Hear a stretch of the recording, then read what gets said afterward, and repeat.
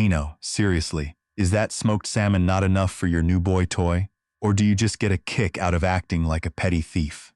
I let out a sharp, jagged laugh that cut right through the fancy string quartet at this Espoo beach club.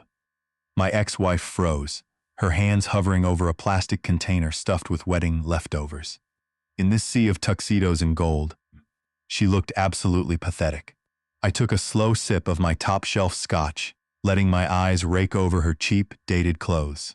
For 31 years, I called her mine. 8 years after the divorce, I thought I was the winner. I had the penthouse, the portfolio, and the pride. But when Ano looked at me with those calm, pitying eyes and walked out into the Vantagh rain, my chest felt like it had been hollowed out by a wrecking ball. I am 62 years old, successful, and rich beyond belief. Yet I am the loneliest man on this coast. I realized too late that I traded the only truth I ever had for a 1.5 million euro shadow. How do you find your soul when you have already sold it to the highest bidder? Hit that subscribe button to see if a man like me can ever be redeemed. And hey, where are you guys watching from today? The air in the Espoo Beach Club was thick with the scent of expensive sea salt and even more expensive ego. I stood there, 62 years old, nursing a glass of scotch that cost more than most people's monthly rent, watching the elite of Finland's architecture world pat each other on the back. It was my nephew's wedding, a grand affair designed to scream success, but my eyes were fixed on the shadows near the catering stations. That is where I saw her, Ano. My wife of 31 years, or rather, the woman who used to be my wife, until I traded her in for a more polished version of a life 8 years ago. She was hunched over a platter of smoked salmon and grilled meats, her hands moving with a practiced, desperate quickness. Because the guests were too busy flaunting their wealth to notice the leftovers, Ano was quietly sliding the remains into cheap plastic containers she had hidden in a worn tote bag. A surge of ugly, familiar heat rose in my chest. Because I was drunk on my own status and the bitterness of a divorce I still blamed her for, I decided I needed to remind her exactly where she stood in my world. I set my glass down on a marble bistro table with a sharp clack and sauntered over. Ano, seriously, I said, my voice cutting through the soft Mozart playing in the background. Is the salmon not enough for your new boy toy? Or do you just get a kick out of acting like a petty thief these days? She froze. Her shoulders, which looked smaller under her dated navy dress than I remembered, went rigid. For a long second, the only sound was the wind whipping off the Gulf of Finland against the glass panes of the club. Because she didn't turn around immediately, I pushed harder, leaning in so she could smell the expensive peat on my breath. Come on, Ano. I know things are tight when you spend all your time playing saint for the neighborhood, but this is pathetic. Just tell me how much the guy needs for dinner, and I will write a check. It is embarrassing for the kids to see their mother scavenging like a seagull. Slowly, she turned. Her face was lined with a weariness that went deeper than skin. She didn't look angry. She didn't look ashamed. She just looked at me with a profound, quiet pity that made my skin crawl. No, Maddie, she said, her voice steady and low. It is not for my husband. She didn't wait for a rebuttal. She simply zipped her bag, offered a small, sad nod to a passing server, and walked toward the exit. Because her silence felt like a slap I hadn't earned, I stood there like a fool, my mouth half open, watching her disappear into the gray drizzle of a Finnish August evening. The party continued. People laughed. Deals were made. But the scotch tasted like ash. Because that look in her eyes was haunting me, and because I realized I didn't actually know if there even was a husband, I found myself walking out the door 5 minutes later. I climbed into my SUV, the leather smelling of success and sterility, and waited. I saw her old clunker, a rusted-out thing that had no business being in Espoo, pull out of the lot. I followed. Because I told myself I was just making sure she was safe, but in reality, I was hunting for a reason to keep looking down on her. The drive took us away from the shimmering lights of the coast, deep into the grit of Vantagh. The further we went, the more the polished facade of my life seemed to peel away. We pulled up to a dilapidated building that used to be a community center, its bricks stained by decades of rain and neglect. A flickering neon sign above the door hummed a lonely tune. I parked a block away, keeping my lights off. I watched her get out of the car, clutching those plastic containers like they were holy relics. Because the rain was coming down harder now, she hurried toward the side entrance. Suddenly, the door flew open. A small blur of a boy, maybe 7 years old, came charging out into the wet night. "Ano, you are back," the boy yelled, his voice high and desperate with hunger. Ano caught him, spinning him around despite the weight of her bags. I rolled my window down just an inch. The boy, who I would later learn was named Ani, was followed by 3 other children, all of them looking like they had been waiting at that door for hours. "Look, Ani," Ino said, her voice bright and warm, a complete transformation from the woman I had just insulted. "I brought the good stuff tonight, salmon and real beef. We are going to have a feast." The kids cheered, a raw, honest sound that I hadn't heard in years. They huddled around her as she led them inside, her hand resting gently on Anna's shoulder. Because I was sitting in a €60,000 car, watching a woman I called a scavenger feed orphans with wedding scraps. The air in my lungs suddenly felt too thin to breathe. I sat there for an hour. The rain blurred the windshield, turning the community center into a smudge of orange light against the dark. My mind started racing back through 3 decades of marriage. I thought about the times she had asked me to help with her projects, and I had laughed.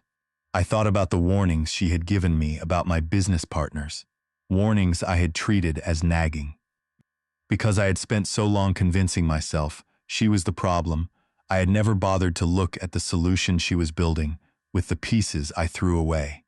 My phone buzzed in the cup holder. It was a text from Elias Vertanen, my business partner, asking about a new development deal. Seeing his name made my stomach turn. I looked at the community center one last time. Ano was in there, being the person I had spent 8 years pretending she wasn't. And I was out here in the dark, realizing that I had lived 31 years with a stranger because I was too arrogant to ever truly see her. I put the car in gear and drove away, but the image of Ani hugging her wouldn't leave me. Something was broken, not just the marriage, but the entire foundation of the life I had built. Because I was Matti Korhonen, and I didn't make mistakes, yet I was looking at a 30-year-old error that was about to cost me everything. The guilt didn't hit me all at once.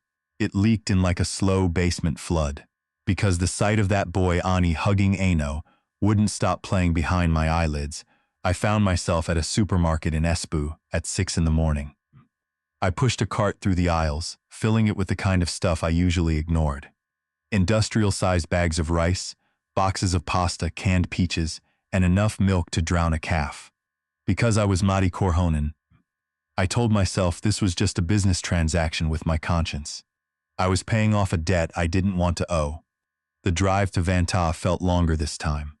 The morning sun was weak, struggling to cut through the heavy Finnish mist. Because the community center looked even worse in the daylight, my expensive SUV felt like a glaring insult parked in front of it. The bricks were chipped, and the front steps were bowed like an old man's back.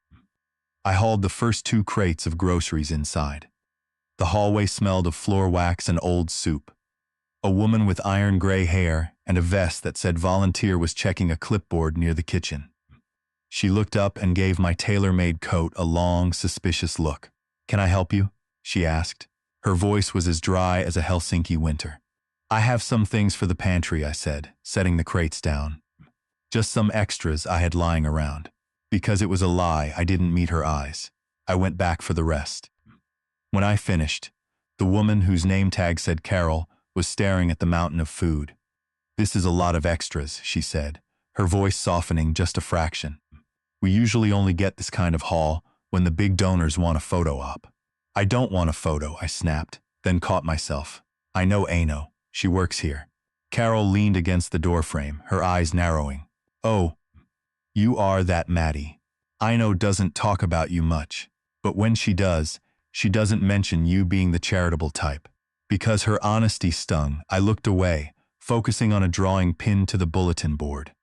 It was a messy crayon sketch of a house with a red roof. Ani, I guessed. How long has she been here? I asked. 5 years, Carol said. Every day after her regular shift at the library. And on weekends, she picks up extra hours at the catering halls. Because this place is always one unpaid bill away from closing. She puts every cent of that overtime into the kids. She is the reason Ani has clothes that fit and a bed that isn't a couch. She is his legal guardian now. Did you even know that? I didn't. Because I had spent the last 8 years convinced she was just being difficult and erratic. I had missed the fact that she had built an entire life out of the wreckage of our marriage. I was about to ask more when the front door swung open. A man stepped in, followed by a small crew with cameras. He was wearing a grin that was too white and a suit that cost more than my first car. Elias Virtanen, my old partner. The man who had helped me build Korhanen and Virtanen into a powerhouse. Elias was currently running for a seat on the Helsinki City Council, and because he was a shark, he knew exactly where to find a good backdrop for his campaign. He didn't see me at first. He was too busy shaking hands with the air. Then Aino walked out of the kitchen, wiping her hands on an apron. She saw Elias, and because I was watching her, I saw her entire body flinch. It wasn't just a startle. It was a deep, visceral fear. She retreated half a step, her face turning the color of ash. Madi, Elias boomed, finally spotting me. What are you doing in this neighborhood? Coming to see how the other half lives. I didn't answer him. I was looking at Aino. She was staring at Elias like he was a ghost that had come to drag her to hell. 'Cause Elias noticed my gaze, he laughed and stepped toward her, his hand outstretched for a handshake she clearly didn't want. Good to see you again, Aino, Elias said, his voice dripping with fake warmth. Always the saint, aren't you? I told Madi years ago that you were too good for the corporate world. Aino didn't take his hand. She just turned and walked back into the kitchen without a word. Elias shrugged at the cameras, giving them a look that said, see how hard I try with these people. Because Aino's fear had felt like a cold wind on my neck, I left the center without saying goodbye. I needed answers that Carol couldn't give me. I drove to a small machine shop on the outskirts of the city. Vil Niemanen was there, hunched over a lathe. Vil had been our head engineer 15 years ago, a man who knew every bolt and beam in our projects. Because he had been one of the few people who liked Aino more than me, he hadn't spoken to me since the divorce. Maddie, he said, not looking up from his work, you lost. I need to talk to you about the old firm, I said, standing in the doorway. I need to talk about Elias. Vil stopped the machine.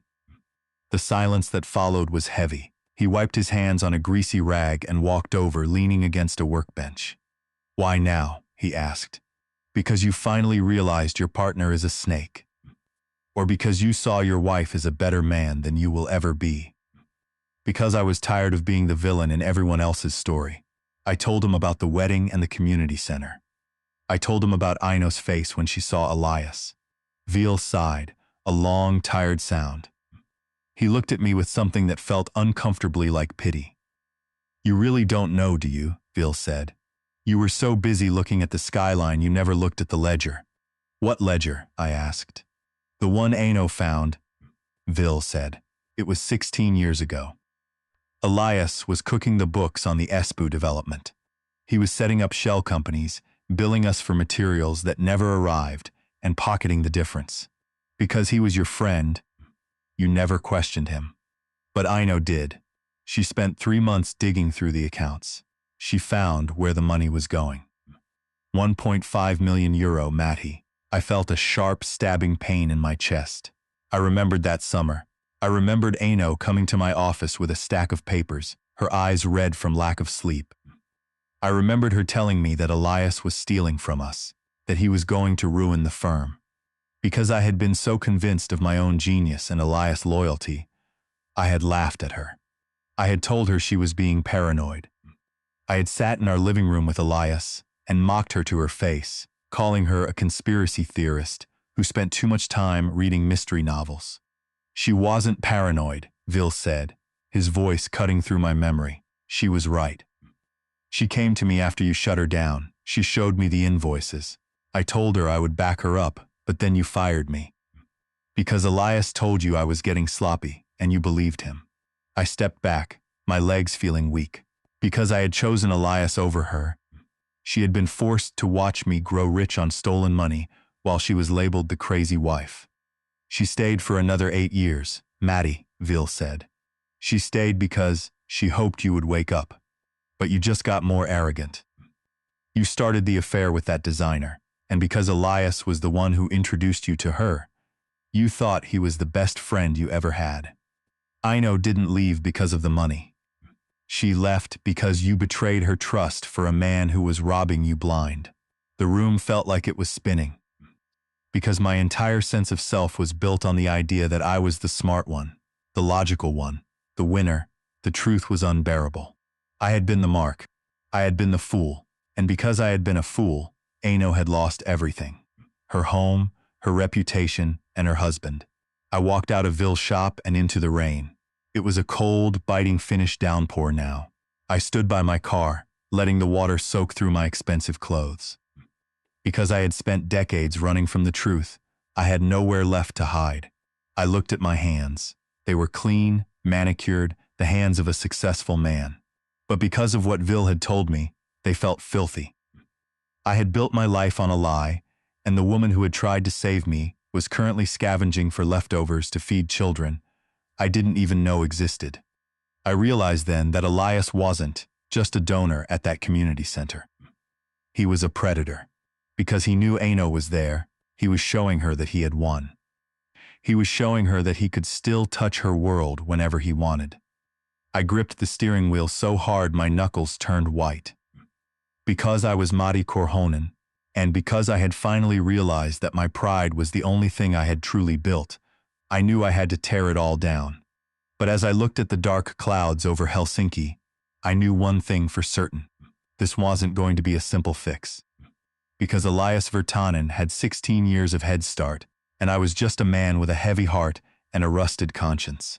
I drove back toward Vantaa, my mind already working on the blueprints for a war I should have started a long time ago. Because I had spent 31 years failing Ino, I was going to spend whatever I had left making it right. Even if she never looked at me again. I pulled up to the community center. The camera crews were gone. The building looked small and fragile against the storm. Because I saw Elias' Blacktown car pulling away, I knew the clock was ticking. I sat there in the dark, watching the light in the kitchen window. Ino was still inside. Because she was the only real thing I had ever had, I knew I couldn't walk away this time. But then, the front door opened, and a man I didn't recognize stepped out. He was holding a stack of legal documents and looking at the building with the eyes of an appraiser. Because I knew that look, my blood ran cold. Elias wasn't just running for council. He was coming for the land. The gray Helsinki morning didn't offer any comfort. I stood on the sidewalk, across from the Vantaa Community Center, watching a man in a sharp suit measure the perimeter of the parking lot. Because I had spent 40 years in architecture and development, I knew exactly what those measurements meant. They weren't for repairs. They were for a demolition. I walked over, my boots crunching on the gravel, and the man didn't even look up until my shadow hit his clipboard. Public project, I asked, though I already knew the answer. Private redevelopment, he grunted, still writing. The whole block is going under. Luxury condos, green space, the usual. Because this place is a structural nightmare, the city is practically begging the buyers to take it. Who is the buyer? I asked. He finally looked at me, squinting against the mist. Some outfit called Northern Horizon Holdings. Look, buddy, if you have a problem with it, call the zoning board. I just take the numbers. Northern Horizon. Because I had spent my career in the same circles as Elias Virtanen, I knew that name. It was one of the shell companies Ino had tried to warn me about 16 years ago.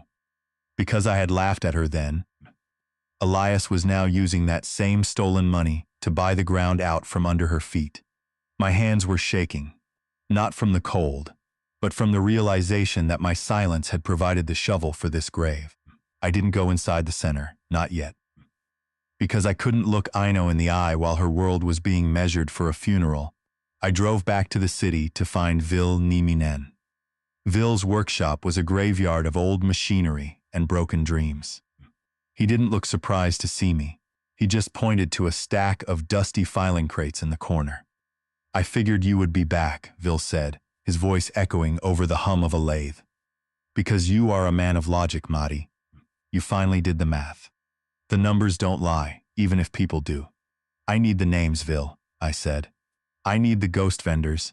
Elias used to siphon the cash from the Espu project. Because if Northern Horizon is funded by that theft, I can freeze his assets before he signs the deed on the community center. Vil stopped his machine and wiped his brow. It isn't that simple. Elias was smart. He used paper trails that lead to nowhere. But there was one person who saw the actual checks. Marja. She was the payroll supervisor back then. Because you thought she was just a pencil pusher, you probably don't remember firing her. I winced. I did remember. Elias had told me she was skimming off the top, and because I trusted him like a brother, I had signed the termination papers without a single question. Where is she? I asked. She lives in a quiet suburb near the airport, Vil said. She won't want to see you.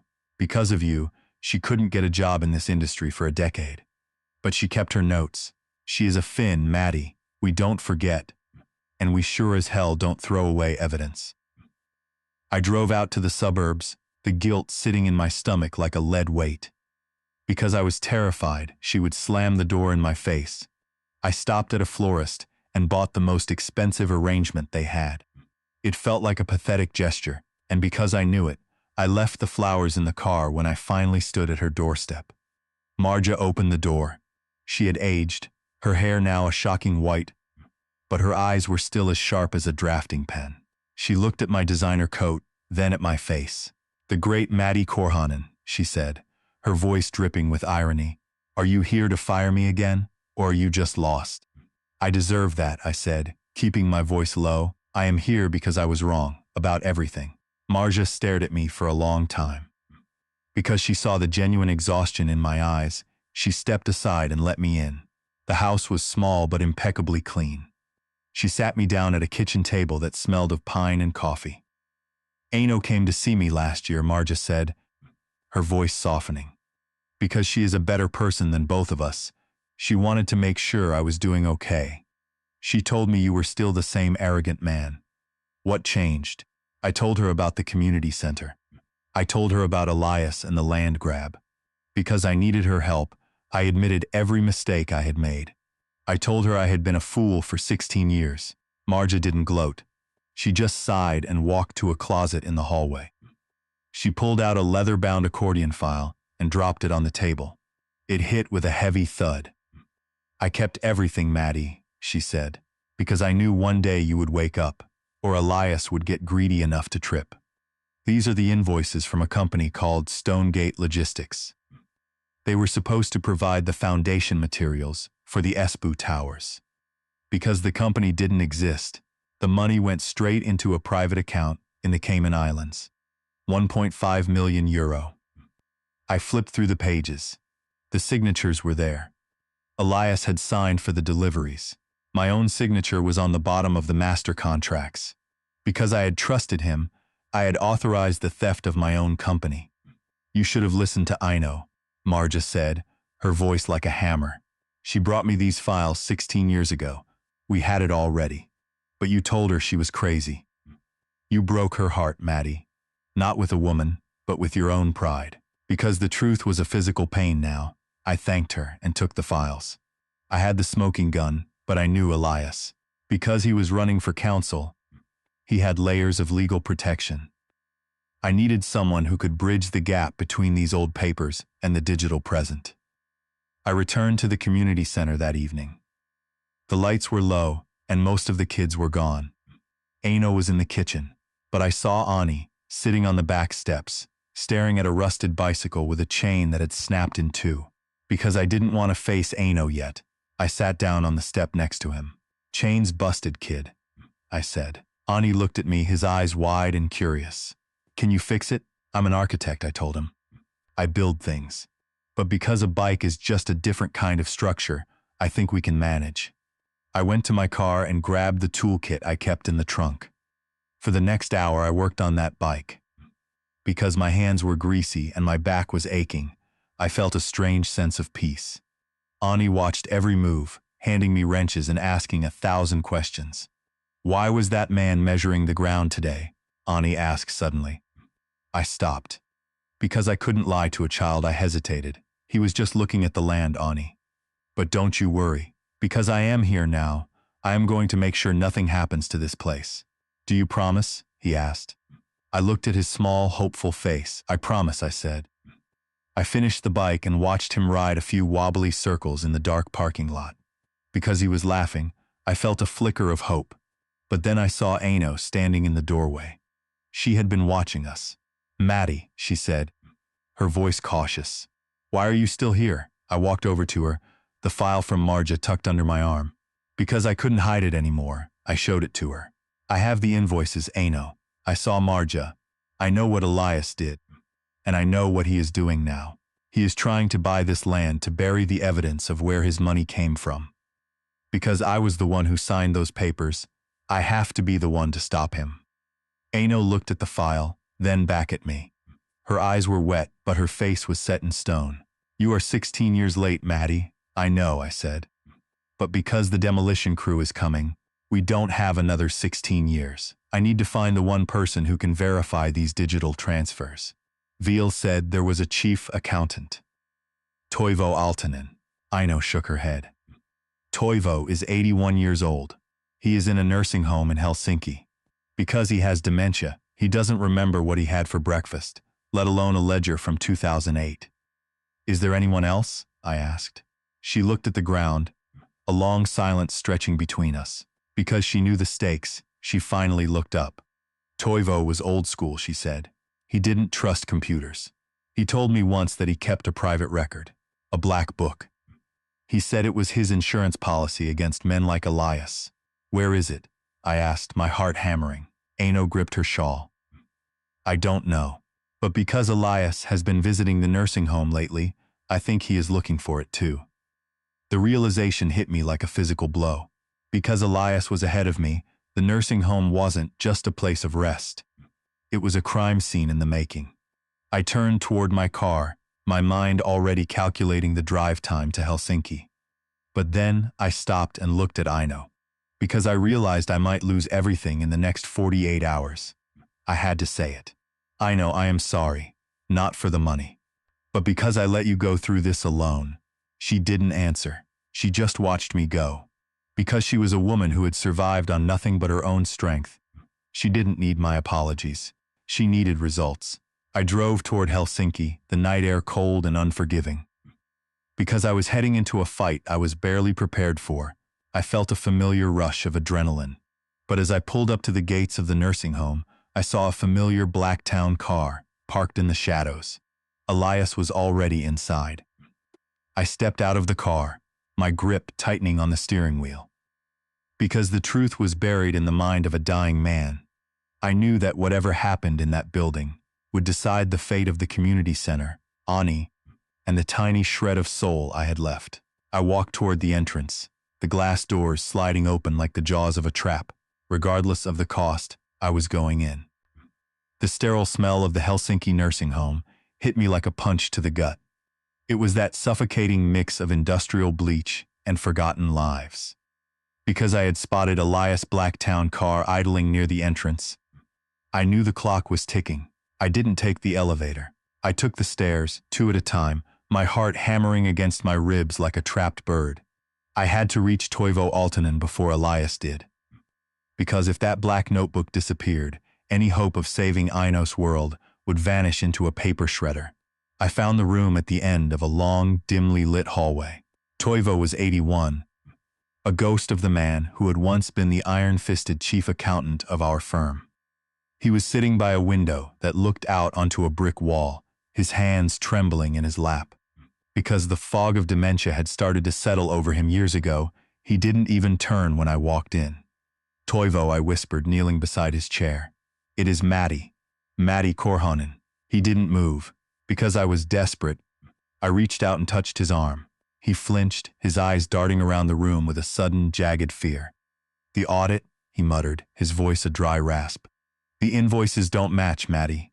Stonegate is a shadow, I told you. I felt a chill run down my spine. Because his long-term memory was the only thing left standing in the ruins of his mind, he was back in 2008. He was back in the middle of the theft. I know, Toivo. I know they don't match. Because I was a fool, I didn't listen then. But I am listening now. Aino said you had an insurance policy, a black book. At the mention of Aino, something shifted. The vacant stare sharpened. Because he had always respected Aino's integrity more than he ever feared my authority, he leaned in close, his breath smelling of peppermint and old age. Elias was here, Toivo hissed. He wanted the keys. He said he would move me to a better place if I gave him the black book. Because I knew he was lying, I told him I burned it. Where is it, Toivo? He pointed a gnarled finger toward a heavy leather-bound Bible on his nightstand. Because I knew Toivo was a man of ritual and hidden depths, I picked it up. The center of the book had been meticulously hollowed out. Inside sat a small, black ledger, its pages packed with the tight, sloping handwriting of a man who didn't trust a single soul with a computer password. Because I opened it, I saw the truth in black and white. Every shell company, every kickback to the zoning board, and every cent Elias had skimmed from the ESPU project was documented with a date and a signature. It was a roadmap of a 16-year betrayal. I heard footsteps in the hall, heavy, polished shoes. Because I knew those footsteps, I tucked the ledger into the waistband of my trousers and stood up just as Elias Vertanen stepped into the room. Elias looked at me, then at the empty nightstand, then back at me. His campaign grin didn't reach his eyes this time. It was the look of a shark that had just smelled blood in the water. Maddie, he said, his voice smooth and dangerous. You really need to stop playing detective. You are out of your league. This is politics now. Because I had the weight of the ledger against my skin, I felt a strange sense of calm. The game is over, Elias. Because Toivo remembers. And because I finally do too. Elias stepped closer, his jaw tight. You think a judge is going to listen to a man who can't remember his own birthday? Give me the book, Maddie. Because if you don't, I will make sure the city shuts down that community center by tomorrow morning. I will label it a public health hazard and have the kids out on the street by noon. I looked at him, really looked at him, and saw the hollow man I had called my best friend. Because I had been his shield for a decade, I felt a wave of nausea. Try it, I said. I walked past him, my shoulder brushing his. Because I was done running, I didn't look back. I drove straight to Vanta. The community center was buzzing with activity. It was the final voter meeting before the election, and the hall was packed with residents, reporters, and the very people Elias was trying to fleece. Because I was Matti Korhonen, the man whose name was still on the building permits for half the city, I walked right to the front row. Elias arrived 20 minutes later, flanked by his staff. He took the stage, the light reflecting off his perfect hair. He started his pitch, talking about how Vanta deserved luxury, how this old center was a relic of a failing past. Because he was a master of the spin, he had the crowd nodding. He was promising jobs and progress. But then, he mentioned the redevelopment of this very block. We will build something better for the children, Elias proclaimed, his voice booming through the speakers. Because Northern Horizon Holdings cares about the future of this community. I stood up. The room went dead silent. Because everyone knew my face, the cameras swung toward me instantly. Tell them who owns Northern Horizon. Elias, I shouted. Elias laughed, but it was thin. Matti, please. We are in the middle of a serious discussion. Because I wasn't going to let him slide, I stepped into the aisle. Tell them it was funded by the 1.5 million euro you stole from the ESPU towers. Tell them that you are buying this land to destroy the only evidence that can put you in prison. The crowd gasped. Elias' face went from a campaign tan to a sickly, mottled gray. That is a lie, he snapped. You have no proof. Because you were my partner, Matti. You are just as liable for those old mistakes as I am. He was trying to pull me down with him. Because he thought my fear of jail was stronger than my need for justice, he was smirking. Then the side door opened. Vil Nieminen was there, pushing Toivo Aaltonen in his wheelchair. The old man was wearing his best suit, his back straight, his eyes fixed on Elias. Because Vil had spent the afternoon prepping him, Toivo held a microphone with a surprisingly steady hand. "I am Toivo Aaltonen," the old man said, his voice echoing through the hall. "I was the chief accountant for Korhonen and Virtanen for 23 years. Because I knew Elias Virtanen was a thief, I kept a record that he couldn't delete. I held up the black ledger. Because the reporters were already snapping photos, I saw the panic finally break Elias' facade. He looked around the room for an exit, but the crowd was closing in. Toivo began to read. He read the dates. He read the amounts. He read the names of the shell companies that were now buying the neighborhood. Because the truth was coming from a man with nothing left to lose, the room was electrified. Elias tried to speak, but the boos drowned him out. He leaned over the podium, his eyes burning with a primal rage. "You are ruining yourself, Maddie," he hissed, loud enough for only me to hear, "because I will testify that you knew everything. I will take you to the cell, right next to mine." I looked at Aino, who was standing in the back with Ani. She was watching me with an expression I couldn't quite read. But because I saw the relief on the kids' faces and the hope in the room, I knew the cost didn't matter. "I am counting on it, Elias," I said. The back doors opened, and 2 officers from the Helsinki Fraud Division walked in. They didn't go for me. They walked straight to the stage and stood on either side of Elias Virtanen. Because the evidence in that black book was enough to freeze his accounts and his campaign in a single stroke, the gig was officially up. Elias was led out in handcuffs, his head down, the cameras flashing like lightning around him. The crowd was cheering, a deafening roar of victory for the little guy. Because the community center was safe, the weight on my chest finally began to lift. But as the room cleared, I felt the cold reality of my own words. I had signed those contracts. Because I had been blinded by my own ego, I was an accomplice to the crime. Aino walked up to me. She didn't say thank you. She didn't hug me. She just looked at the black notebook in my hand. "You actually did it," she said softly. Because I knew what was coming next for me, I didn't lie to her. I did. But because the law doesn't care about late apologies, I have some phone calls to make to my lawyers. She reached out and touched my hand, a brief, fleeting moment of connection that felt like a lifetime. "Why, Maddie? Why now?" "Because I finally saw the boy on the bike," I said. "And because I realized that being the great Maddie Korhonen wasn't worth a damn if I couldn't look at myself in the mirror." She nodded slowly. "I have to go feed the kids," she said. "But Maddie, for what it is worth, I think you finally found your blueprints." She turned and walked back toward the kitchen. Because she had a life to lead, she couldn't wait for me. I stood in the empty hall, the silence rushing back in. I knew the police would be coming for my statement next. Because I had spent 30 years building monuments to myself, I realized that my greatest achievement was finally tearing one down. But as I watched the blue lights of the police cruisers fading in the distance, I knew the hardest part of the story was just beginning. Because the truth sets you free, but it sure as hell doesn't make the road easy. The dust from the legal storm finally started to settle by late September. Because I had spent nearly 2 decades as Elias Virtanen's shadow, the Helsinki Fraud Division had enough questions to fill a library.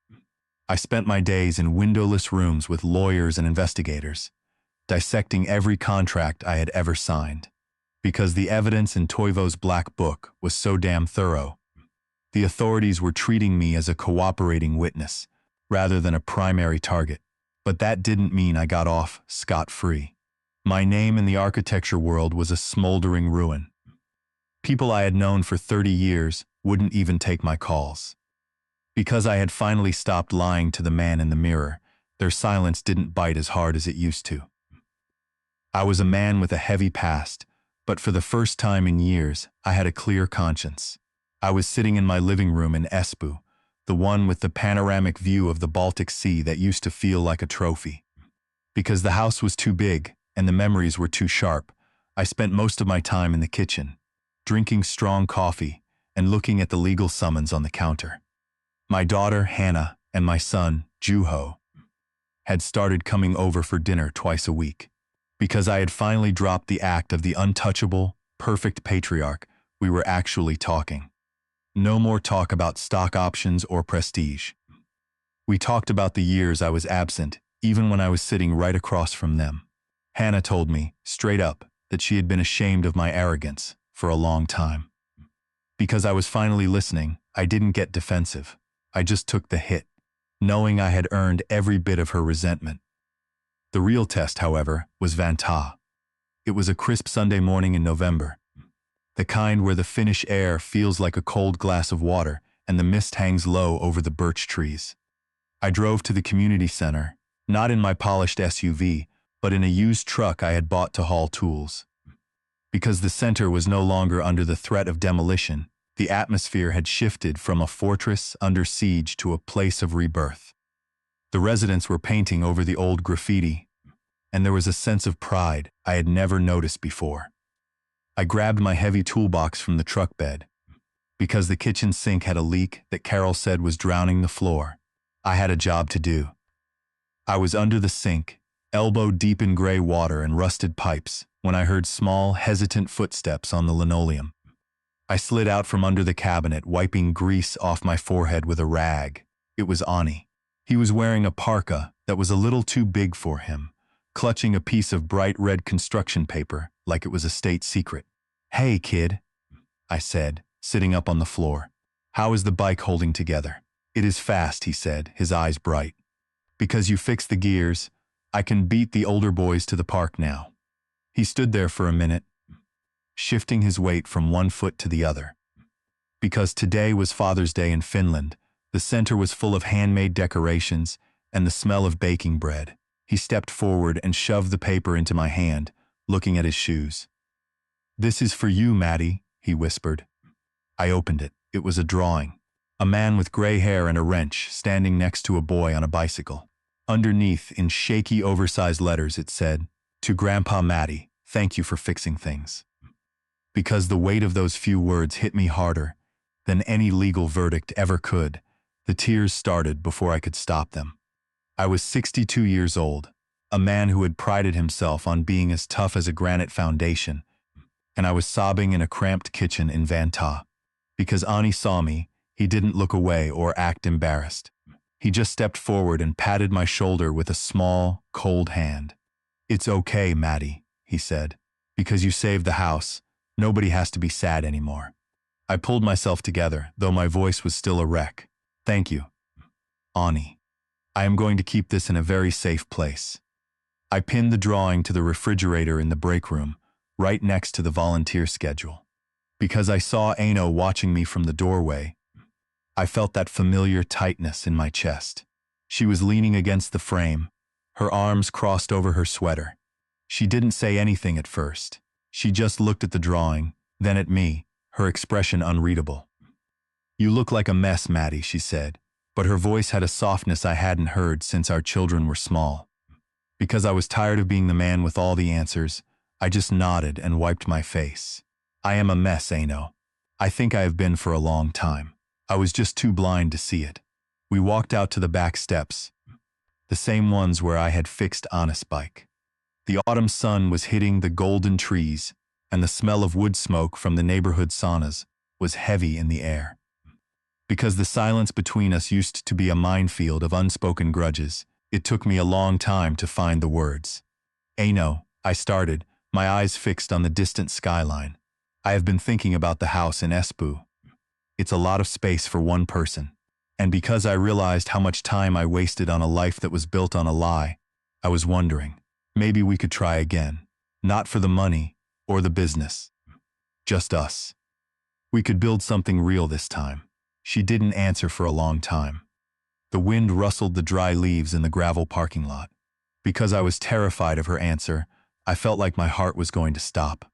She finally turned to look at me, and for the first time, I saw the woman I had married 31 years ago, but she looked stronger now, like she had been forged in fire. "Maddie," she said, her voice steady and honest, "I have already forgiven you." Because I couldn't carry that anger and still be the person these kids needed. I let go of the bitterness years ago. I did it for myself, so I could breathe. My heart surged with a desperate hope, but she held up a hand, stopping me. But forgiveness isn't the same as a second chance, Maddie, she continued. Because I have built a life here that belongs only to me. For the first time in my life, I am not the wife of the famous Maddie Korhonen. I am just Aino. I love the quiet of my small apartment.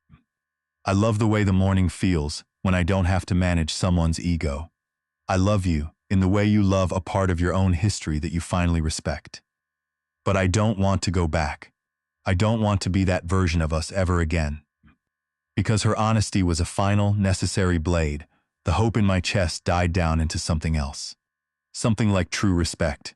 I looked at her, and I realized that by choosing herself, she was showing me the ultimate lesson in integrity. I understand, I said, and for the first time, I actually meant it. And because I do love you, I am glad you found that peace. You earned it. She smiled, a real smile that actually reached her eyes. Thank you, Maddie. But don't think this means you are off the hook for the plumbing. Because the roof on the north wing still looks like a disaster, I expect you here on Tuesday morning. Bring your ladder. I laughed, a genuine raw sound that felt good in the cold air. I will be here, Aino. I drove back to Espoo that evening as the sun dipped below the sea. The house was quiet, but because Hannah and Juho were already there starting dinner, it didn't feel like a tomb. I walked into the kitchen and saw them laughing over a pot of stew. Because I had spent my life building monuments to my own vanity, I realized that the only structures that actually lasted were the ones built on the truth, brick by painful brick. My trial date is set for next spring. Because I was an officer of the firm, I will likely face heavy fines and a suspended sentence. Most of my wealth is going into the restitution fund for the projects Elias defrauded. My career is over, but because I have a drawing from a boy named Ani on my fridge and a family that finally knows who I am, I have never felt richer in my life. Truth is a heavy thing to carry, but because it is the only thing that doesn't wash away when the storm hits, it is the only thing worth holding on to. I spent 31 years looking at the skyline, but I finally learned that the best view is the one you see when you are finally standing on level ground. I want to thank you all for following this journey. It wasn't easy to put my failures on display, but because the truth is the only way out of the dark, I had to tell it. If you found any value in my story, please hit that subscribe button and join the conversation. And before I go, I have to ask, where are you watching from today? And have you ever had to tear down a lie to find your own truth?